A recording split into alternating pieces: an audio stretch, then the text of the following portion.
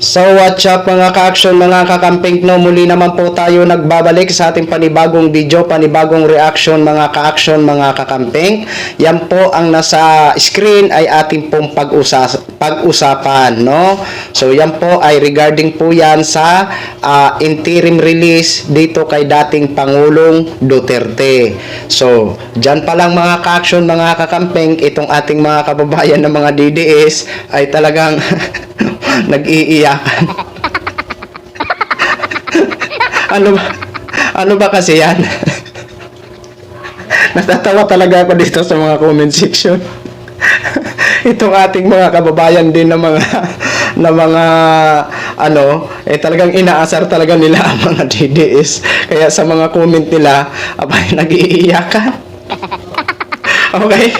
Basahin na po natin mga ka-action, mga kakamping, ang post na yan. Okay? Ayon ho dito sa ABS-CBN News, ito po ay ka-upload lang nila 1 hour ago. Ayan. Ano bang nakalagay dito? Basahin po natin. News update. Ayon dito sa ABS-CBN. Ayan, credit po sa post nyo. Ayan. Ayon dito, prosecution urge ICC Pre-Trial Chamber 1 to reject former President Rodrigo Duterte request for interim release. Kumbaga, hinihimok ng prosecution ang ICC Pre-Trial Chamber 1. Ayan. Pero siguro ang mga DDS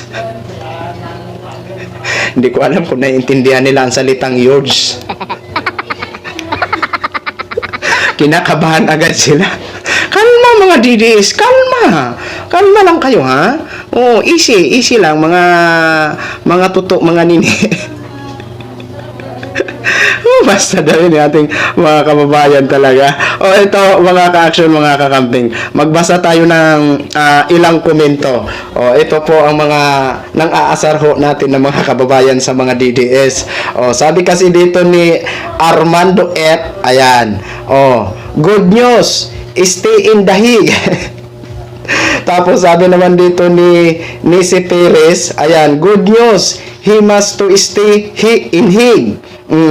Sabi naman ni Joshua Lim, wag nang palayain, total maganda naman yung tirahan niya dyan.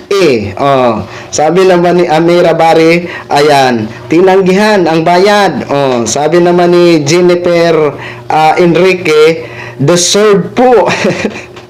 Sabi naman ni Eljon Mission, ayan, mga DDS kasi, ayan, sobrang excited yan, palpak tuloy, hindi makapaghintay, akala nila mga judge nasa Pinas lang, kaya diktahan.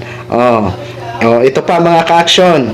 Sabi naman ni Martin Mata, hindi pwedeng ilabas si Duterte kasi nga susunod na ang mga kasabwat niya. Sabi naman ni Matis, good job ICC. Ang sabi naman ni Rowena Comia, good job ICC.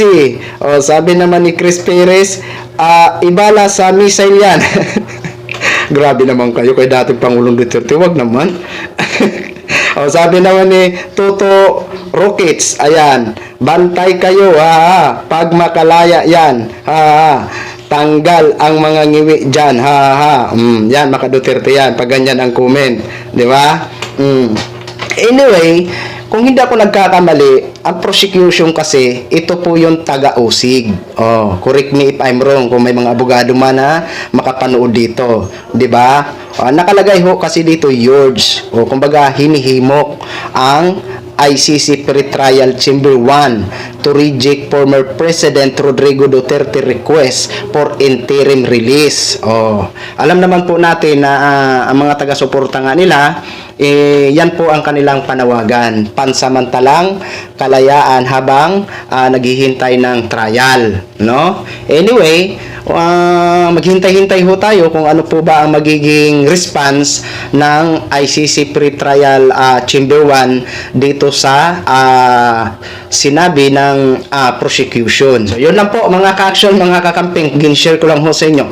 Maraming salamat po sa ating mga viewers Luzon, Visayas at Mindanao all over the world. Ako po ang inyong lingkod, si The Action Man. Have a good day, everyone. Beautiful.